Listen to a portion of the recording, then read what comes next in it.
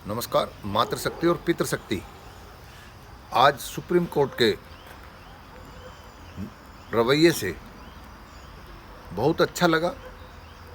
और जो कहते हैं कि उस अव्यक्त शक्ति के बाद जीता जागता अगर कोई भगवान का रूप होता है, वो न्यायाधीश होता है, जो किसी के भी हित और अहित को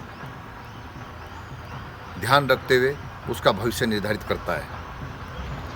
आज सुप्रीम कोर्ट ने जो टिप्पणी करते हुए वक्तव्य दिए हैं, ये एक आशा की किरण नज़र आते हैं और खुदा की आवाज़ ही बोलेंगे। तो ये धन्यवाद है। और मैं इसको इस तरफ ध्यान देने का वो करूँगा कि इससे पूर्व भी ये सरकार उच्च न्यायालय के न्यायाधीशों को जो सरकार के खिलाफ कभी रवैया रखते थे, उनको अपने फेवर में मोड़ने में सफल रही है। पूर्व की सरकारें भी रही हैं। पूर्व में भी कई न्यायाधीश ऐसे हुए हैं, चीफ जस्टिस रहे हैं, जो कि वे 15 साल तक रिटायरमेंट के बाद किसी न किसी ने आयोग के चेयरमैन रहे हैं या सदस्य रहे हैं, क्योंकि वो उस समय की सत्तासीन सरकार को लाभान्वित करने वाले डिसीजन देते रहे, निर्णय दिए हैं उन्होंने। अभी तत्काल में भी जो रिटायर हुए हैं और राज्यसभा के एकदम मेंबर बने हैं, उनका भी रुख बड़ा कड़ा था सरकार के खिलाफ, लेकिन उन्होंने भी दबाव, लालच, किस कारण से उस भगवान तुल्य दर्शन जगत के भगवान को, मैं समझूंगा, सब तो खैर गलत हो जाए, कि उस पर क्वेश्चन मार्क खड़ा किया है, जिसे हम जीता जागता भगवान कहते हैं। जब अदालत में कोई पीड़ित खड़ा होता है तो उसे कोई और नज़र नहीं आता, वो भगवान लगता है कि वो आज मेरे भविष्य को बनाएगा, बिगाड़ेगा। उस अवस्था में बड़ा दिक्कत होती है। तो कहीं वो अवस्था ना आ जाए कि ऐसा आज एक लॉलीपॉप दे करके, तो तत्काल एक खुशी दे करके और सरकार के किसी दबाव में आकर के ये डिसीजन ना बदल लेना आप, क्योंकि भगवान की आवाज़ आपके अंदर से बोलती है, ऐसा ये दुनिया समझती है। और उस कर्तव्य का आप निर्वहन करें। ये मिथक या सच्चाई जो भी है कि पूर्व में जैसा दर्शन हम करते हैं, वो उसकी पुनरावृत्ति वर्तमान सरकार के मुख्य न्यायाधीश और उनकी टीम के लोग ना दिखाएं। प्रार्थना है, देश इस समय ऐसे, देश की सरकार कहूँगा, ऐसे वर्ग को जो मनुष्य को जिंदा रखने का साधन उपलब्ध कराता है, उसको खालिस्तानी, गद्दार, विदेशी फंडिंग का, नकली किसान, पिज़्ज़ा खाने वाला किसान, बर्गर खाने वाला किसान, ब्रांडेड कपड़े पहनने वाला किसान से कह करके अपमानित कर रही है।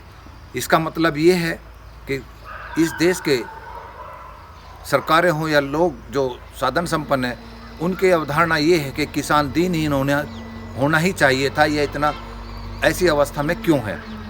तो ये तो सभी उन देशवासियों को भी सोचना है कि सरकार की टिप्पणी में आप हाँ मैं ना मिलाएं। और मैं इसको किस तरह से आपको थोड़ा सा और इस पर जाऊँगा कि किसान जो मनुष्य को जिंदा रखने का साधन उपलब्ध कराता है, वो उस माँ के तुल्य है जो माँ अपने बच्चा को पैदा करने में अपनी जवानी खपाती है और अपने इच्छाओं का दमन करती है और अपने बच्चे के उज्जवल भविष्य की कामना करती है। वो चाहे साधन संपन्न माँ हो, चाहे मध्यम वर्गीय माँ हो, चाहे अभाव के ग्रस्त की माँ हो, वो अपनी अवस्था को अभाव के ग्रस्त की माँ अपने जीवन में समझौते करके अपने संतानों को जन्म दे के पालन पोषण करती है। और वो बहुत अंदर से कलंकित महसूस करती है कि मैं अपने बच्चों के लिए, भविष्य के लिए मैं अपने आप कितने मुझे समझौते करने पड़ते हैं।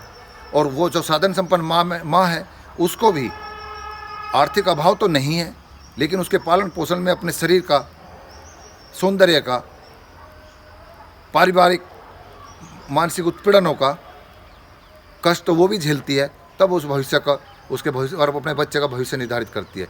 लेकिन अगर उन माताओं के बच्चे, तीनों अवस्था के बता दिए मैंने, मध्यम वाले भी, गरीब वाले भी, उन माताओं के बच्चे अपनी माँ का कष्ट ना समझें और वे जवान अवस्था में आके साधन संपन्न होकर के अपनी माँ को लज्जित करें, कष्ट दें, तो मैं समझता हूँ इतिहास ये कहता है, आप अपने आसपास भी देख लेना, अपने परिवारों में, गांव में, क्षेत्र में, कि जिन्होंने ऐसा व्यवहार किया है उस परिवार को सुख नहीं मिला है। ऐसे ही किसान जो जन्म तो माँ ने दिया है, इसलिए मैं तुलना कर रहा हूँ, और किसान उसको जिंदा रखने का साधन उपलब्ध कराता है, वो भी उस माँ की तरह ही है। तो उसको आप जिसके जैसे आप जिंदा हैं, अगर आप उसका अपमान करेंगे, उसे कष्ट में देंगे, उसे आर्थिक और मानसिक शारीरिक कष्ट देंगे, तो मैं समझता हूँ जिन्होंने दिया है, चाहे वो पूंजीपति और सरकारें, राजा हुए हैं, या वर्तमान या पूर्व की सरकारें हैं, उन्होंने भी अपमान झेला है, सत्ता विहीन हुए हैं। राजा और पूंजीपतियों को विदेशी आक्रताओं ने कलंकित किया है। तो इस बात को ध्यान रखें, इस बात को पुनरावृत्ति ना दोहराएं। किसान और माँ इस देश की या किसी भी देश की रीढ़ होते हैं, उसको चलाने वाली शक्ति होते हैं, उसको सम्मान देने वाली शक्ति होते हैं। तो इस तरफ ध्यान दें। और अब जो अवस्था है मोदी जी की, जैसे यूपीए सरकार का वो हो रहा था उल्लंघन, तो उसमें एक बात कहते हैं कि आवाज़ खलक नक्कार खुदा, कि उस समय यूपीए सरकार के जाने के समय भाजपा पर उम्मीद लगा रहे थे और आम जनता में ये हो गया था कि ये गई और मोदी, भाजपा और मोदी देश का भविष्य सुधारेंगे।